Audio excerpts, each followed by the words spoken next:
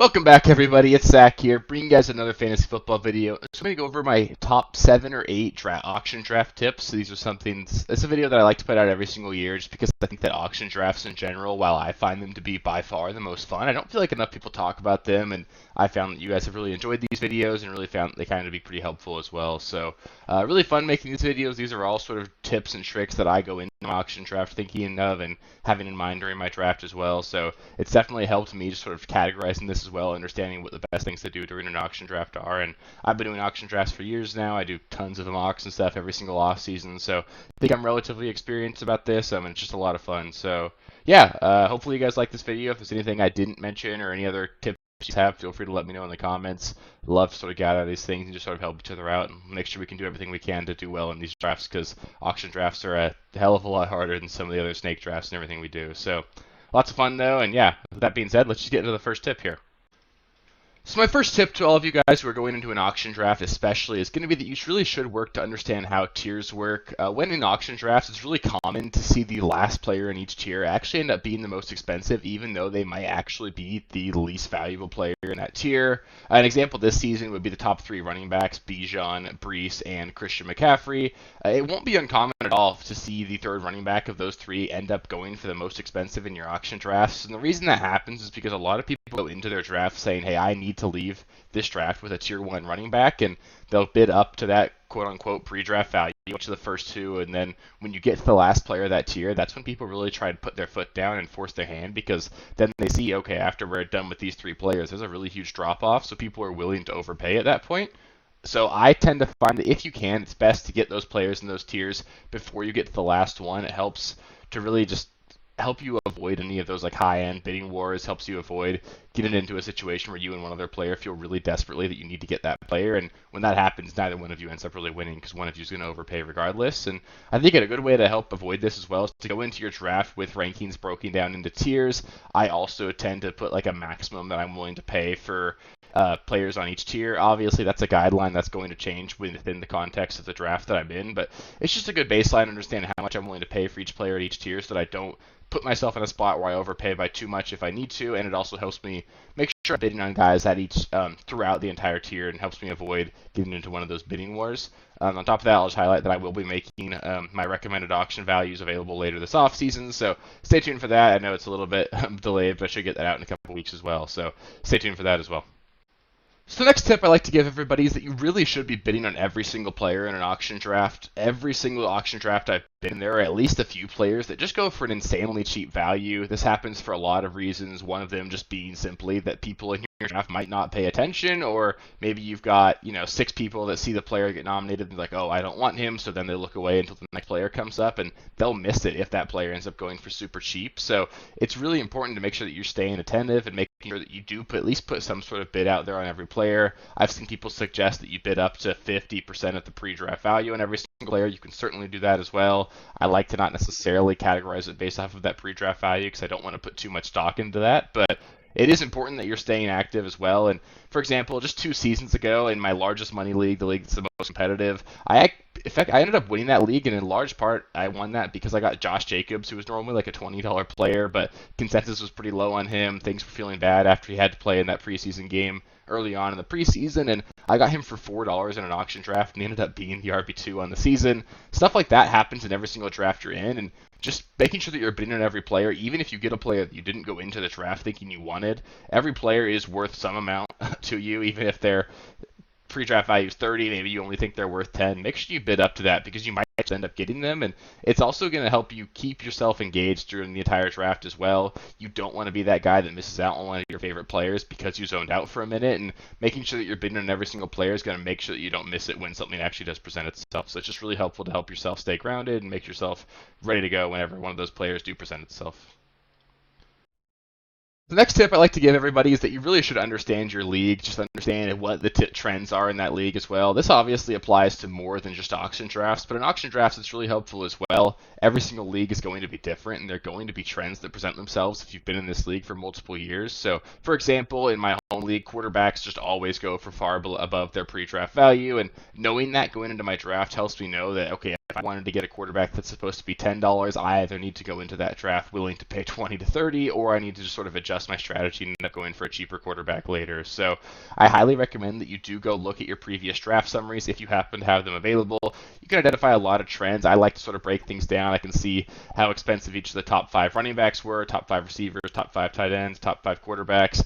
Just sort of see in general how much those players ended up costing in years past, because that is going to help you sort of look at the players this year and get a gauge in terms of how much they should expect to cost this year as well. It's just good to see there might be some clear trends. Maybe the RB2 tier players end up going for super expensive because everybody in your league saves money towards the middle part of the draft, and then those guys end up getting bid up. Or maybe the quarterbacks are all super expensive because everybody's just quarterback friendly, excited about those guys in your league. Maybe tight ends get super expensive. Whatever it is in your league, it's really important to go into your draft knowing that and understanding how you can cater that to what your draft strategy is going to be. So I understand that this might not be available to you if you are in a position where maybe this is your first year doing an auction draft, but even still, you could go look at previous snake drafts if you've been in that league, see what positions potentially got taken ahead of ADP, and you can understand then that those are going to be the players that sort of get bid up in your auction drafts.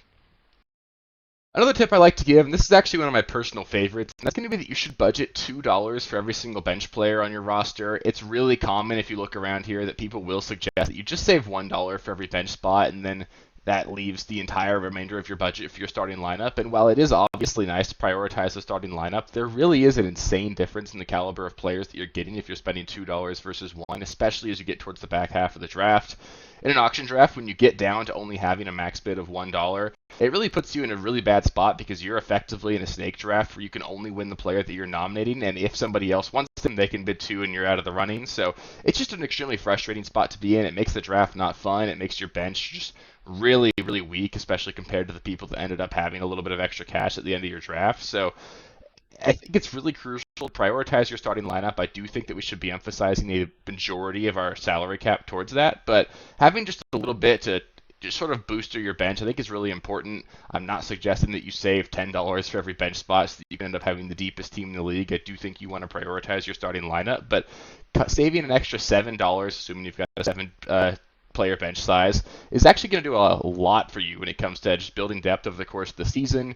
You're going to have players on your bench that you're going to actually be confident in going into the season rather than guys that are just dart throws that would be relatively undrafted in most leagues. So it's going to make a huge difference for you, and it's not going to take a huge hit to your starting lineup. And it's especially something that I want to advocate for in people that are in larger leagues, 12, 14 teams leagues, teams that are starting 3 wide receivers, just because you're going to get to a point in the regular season where waivers gets really thin, and if you have no bench that you actually can rely on at all, it gets really difficult to put together starting lineups when you have injuries and buys crop up. So building that depth and preparing for it early on actually makes a really big difference, and I do think that it's just worth the extra $7 just to have that little bit of wiggle room when you get towards that bench area. So the next tip I want to give, and this one's huge for me, is just to not worry too much about the pre-draft value that you're seeing on the screen during your draft. Those pre-draft values are in general kind of garbage in my opinion. They're presented without context in terms of what the context of your league rules are, your league size, and they often even contradict the ADP of the platform you're on. For example, you go look at ESPN's ADP right now, you'll see Marvin Harrison costs less than receivers that are going significantly after him. That's just one example, but the fact of the matter is these ADPs and the pre-draft values don't line up at all. So a lot of people are going to be basing their assumptions and what they feel like they should be paying for a player off of that pre-draft value, and it's honestly a pretty garbage metric to go about actually evaluating how much you should be playing for a players. And this also especially applies itself when you get towards the middle of your draft and you find yourself with a lot of money left over. I see way too often we'll have people that, maybe they get one player early on, they've got 70% of their budget left, and they end up just not getting any players for what would be like a couple of rounds. And they get into that middle tier of player, and it really is time for them to spend all their money, but they don't want to overpay for a player, even though they really do have to. So you just have to understand when you're in a position where overpaying makes sense, and the pre-draft value really is, I promise you, not the best way to go about things. You need to go into the draft understanding how you can take advantage of that, because your league mates will likely be looking at that pre-draft value as some sort of gospel, and you're not going to see a whole lot of variation from that in terms of like what most people are willing to pay, but you can gain yourself a very significant advantage just by sort of understanding how much you really should be paying for players.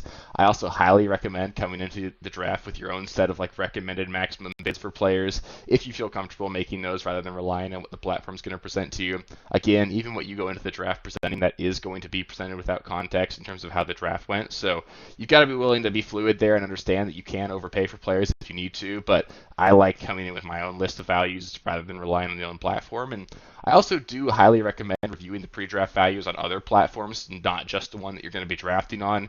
If you do that, and I'll do several videos on this throughout the course of the offseason as well, highlighting this, but there are going to be a lot of players on different platforms that have a very wide range of actual like suggested values, and knowing which players are a lot cheaper on your platform and which players are a lot more expensive on the platform is really going to help you highlight different players that you want to target based off of where you're drafting. So really good to have that information in your back pocket, because most of the people in your league aren't going to look at other platforms and they're not going to know how much they really should be paying for a player at all. So my next tip is going to be intentional about who you're nominating. I know that people are really a little bit nonchalant about who they're nominating when they're in an auction draft, and it's very common that you'll just see if someone nominate the next player up, so it's almost like you're auto-nominating, like you're a CPU, but you actually do have a lot of power when you get this opportunity to choose who you're nominating. In general, you want your league mates to be spending money on players that you don't want or need before the players that you do actually get presented or nominated. So an example of this would be if you draft a quarterback or a tight end early, say you draft Josh Allen, say you draft Travis Kelce or Sam Laporta, a good strategy for the remainder of the draft would be to nominate those positions that other people in your league are burning money on a position that you weren't going to draft another one of anyway, so that when the running backs and wide receivers come up, your actual salaries are a lot closer, and it puts you in a much more competitive spot to get those players that you do want. Another example, too, would be if you play in a league, say you're a league based in San Francisco, nominate Christian McCaffrey, nominate Ayuk, Debo, George Kittle. You're going to see those guys often go for far more than what their actual pre-draft value is, just because, you know, we're all fans of football here. We get a little emotional with that. And if you can take advantage of that, understanding who your league mates are going to want to overpay for, you want to get that out of the way early and make sure that all that money gets burnt before you're into a bidding war. Another thing I'll highlight too is if you nominate players that you want, like ahead of where their at general ADP is, say you really want a player being drafted in like the 7th round, if you nominate him with your first nomination, you need to understand that he is going to go for more expensive than his pre-draft value just because every single person in the league has plenty of money left, so they're willing to overpay by a little bit. It does sort of prevent some of that crazy high-end bidding. It's really common when you get towards the end of drafts where you'll have a couple teams that just have way too much money left. They're willing to overpay and just get the next best player regardless of how much it costs. So you do help yourself out a little bit if you nominate a player you really want, because you do sort of avoid that scenario, but you are effectively guaranteeing that you're going to overpay a little bit for them. So just keep that in mind. Be intentional about it. Play around with mock drafts and see how things go when you nominate different players. But I think it's really critical that we do actually take that into account and be intentional about who we're nominating, because it is going to influence how the draft goes. Another tip I really want to highlight, and this one's super critical because I've seen way too many fantasy managers get burned here, is just to not draft scared. If you're unwilling to be aggressive early on in auction drafts, it'll be really common that you'll find yourself 20, 30 picks into the draft where you don't actually have a player, and that's a really good spot to be in. Imagine you're in an auction or a snake draft and you effectively don't have a first or a second round pick, and no matter how many middle round picks you have, it's going to be really difficult to overcome some of that star power, so that's going to be super scary for you. And it's really common that managers just get way too passive early on in drafts, and it forces them to spend all of their money on these middle tier players, guys that are normally going like the rounds 3 through 7, and they're just overpaying for all of these mid tier players. They don't have any star power. They end up having a really excessively deep team, and they just can't put together a really quality starting lineup whenever they need to. And even worse than that scenario is if they wait even beyond that and they end up with a ton of money at the end of the draft. They're just putting themselves in a deep hole there if they finish the draft with a bunch of extra cash, because that's money they could have used to buy a high-end player. So it is much better to spend all of your money early on a couple of players and then have to sort of bargain hunt the rest of the draft than it is to end up with a bunch of money left over. That's not me saying that the best thing to do is to be super top-heavy and draft 2 or 3 studs and then just go a dollar for the rest of your team, but I think it's really important to understand that you're going to need to put your foot down and snag a star or two at some point it's just really hard to win in fantasy if you don't have a player that can win you a week. You need that star power to really be a true contender. So you don't want to put yourself in a spot where your entire team is like wide receiver 2 and running back 2 or 2 tier players. You want to have a little bit of that star power. And another thing I do want to highlight as well, it's really common in auction drafts where the very first player nominated ends up actually going pretty cheap because people just don't want to be the first team to spend money. I know it's not necessarily likely with Christian McCaffrey being nominated likely first, but just be ready to go right away. Be willing to spend money as soon as the draft starts because you can often find bargains earlier on, and the longer you wait, the more players you're missing out on. So just don't draft scared, go in with a plan, and don't be afraid to overpay by a couple bucks to get players you really want if you do want to do that. And the last tip that I'm going to give you guys here is just to practice. Auction drafts are really hard. I don't even know if I'm necessarily an expert at them, and I've been doing them for years, and I do plenty of mocks every single off season, and it's really difficult to know how that draft is going to go, and there's going to be a lot of different things that present themselves when you get into an auction draft. So the more practice time you have in an auction draft, the more prepared you're going to be for any sort of situation that's going to come and present itself. And auction drafts really do favor those who came in prepared, and it's going to vary managers that won't. I've seen plenty of people just sort of nonchalantly hop into an auction draft for the first time, and they end up with 40% of their budget at the end of the draft, and that's basically like them passing up on a first round pick. Or I'll see plenty of teams just spend all their money right away and end up with no bench. You really want to understand what your plan should be. Go into it with a lot of practice. Make sure that you're doing everything you can to be as prepared as possible, because it really does, especially in an auction draft, favor people who actually came in prepared. And I think you can really separate yourself from your league mates if you just do a bunch of mocks, come in prepared, and come in with a plan and execute well. So that'll do it for the auction tips and tricks video. Hopefully you guys found these useful. If you guys do have any other tips or tricks that you guys employ during auction drafts, feel free to let us know in the comments. It's super helpful to sort of just bounce ideas off of each other here. Like I said, auction drafts are really hard. They're super fun, but it's still really hard for me even, and I spend a ton of time doing it. So if you guys have any tips or anything, I love hearing all your guys' advice, and it's just really fun to bounce the ideas off of each other there. Up next, I'll be doing a video evaluating the 0 RB draft strategy this year. I know it's going to be a really common one this season with how wide receiver top heavy things are in the draft. A lot of receivers are going super early, so I think a lot of managers are sort of forcing their way into a 0 RB strategy. So I'm going to highlight that and see how effective I think that'll be this season and see what we can do there. I'll be doing several videos each week throughout the course of the off season, several videos a week during the regular season as well. So I'm going to be here all year long to help you guys win your championships. If you want to make sure you don't miss out on any of the free content, just make sure you subscribe to the channel. Let me help you win your championships. And if you did make it this far, please do just give the video a thumbs up as well. It really helps with the algorithm and helps me know that I'm doing a good job as well. So I appreciate you guys, and I'll catch you with the next one. Peace. Thank you guys for watching. If you haven't already, please be sure to subscribe to the channel, like the video, check out these other videos here if you haven't. If you want more content, please feel free to follow me on Twitter at RealSteelFFB. I'll be more active on there as the season goes on. Thanks. Catch you later.